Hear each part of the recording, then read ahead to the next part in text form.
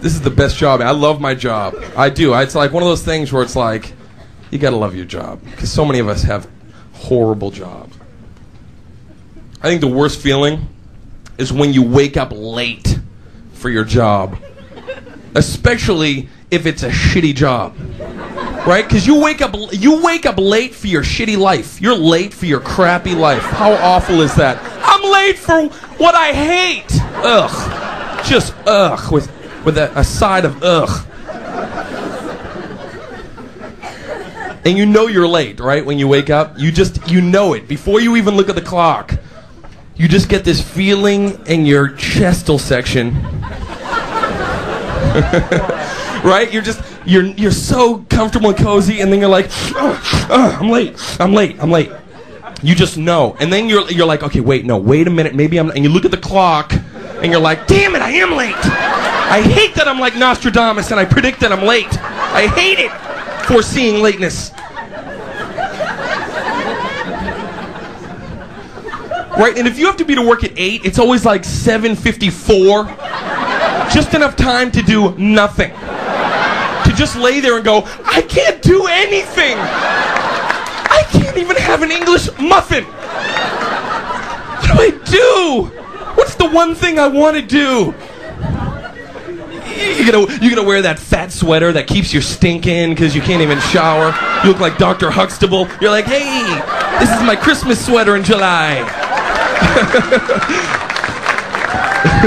Don't start doing that or you puff out all the stink. Hey, I'm outraged today. Yeah, you can tell. It is the worst feeling, man. I'll tell you the latest I was. Right? This is the worst. Here's the latest I ever was for work, right? I was 19. I was working at a video store. Video Horizons. Our movies are in your future. That was our slogan. Right? So I'm an employee there, and, I'm just doing my job. And then one day the manager comes up to me, and he goes, hey, Dane, guess what? Good news. Good news, sport. I was like, what? And he goes, you're the new manager of Video Horizons. Congratulations. And I said, oh my God, all my dreams have just come true.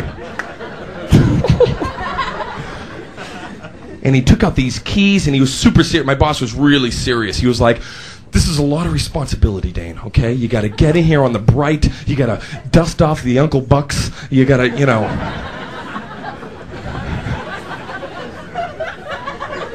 And he made me nervous. He was telling me stuff. He leaned in and put his hands on, and I'm leaning in with my hands on my knees, like we're going on a fucking treasure hunt together or something. It's like, all right, where's the map, Huck? I'll start in horror, you start digging in romance. And he got all serious. He was like, all right, seriously, Dane, tomorrow's your first day, Friday. It's a heavy day, a lot of volume, a lot of units coming in and out of here. And I was like, okay. And he goes, so make sure you get in here on the bright, okay? Open the store, be in here by 8:30, have it open by 9. I said, yes, sir. And then he gave me the thumbs up. I gave him the thumbs up. And I was all jazzed. I wanted to feel cool. I was like, hey, throw the keys to me, right? Throw the keys, it'll look cool, right? He's 3 feet away, but I'm like, yes, thanks.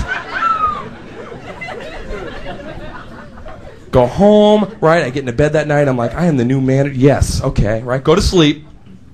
All of a sudden, I wake up. I'm like, I'm late. I'm late. I look at the clock, okay? It's 1:45 in the afternoon, baby. That's like 5.5 hours late. And talk about, I'm just staring at the clock, just hoping it's going to sprout little legs and be like, I'm just kidding. I was just being a stupid clock, playing stupid clock games. Let me set it back. Don't do that, clock. I don't like when you play stupid clock games. But it did not sprout little legs. I just laid there, swearing at myself. And here's the thing, there's no excuse for 5.5 hours late.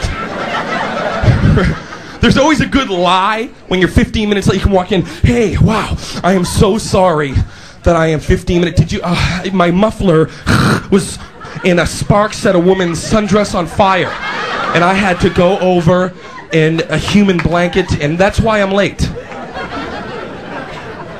I am sorry I'm late. I was shot in the head. And then I had to have laser corrective surgery so the scars wouldn't show. You can't see the scar, but I was shot on the way to work. No excuse for 5.5 hours late. He was waiting there for me. He's like, where were you? And again, I was like, I forgot to dress. I'm nude. I'm like, hey. He was yelling at me, but there's no good. I was trying to come up. What's a good 5.5 hour late? Except, Mark, did you hear what happened? The circus animals that got loose and took hostages? I was one of the hostages. The gazelles were dancing on my chest.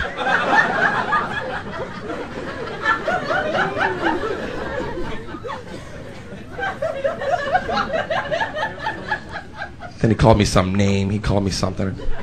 And I just snapped. I was like, hey, fuck you! And then I'm like, oh, damn it. I didn't just do that. And he was like, huh? What?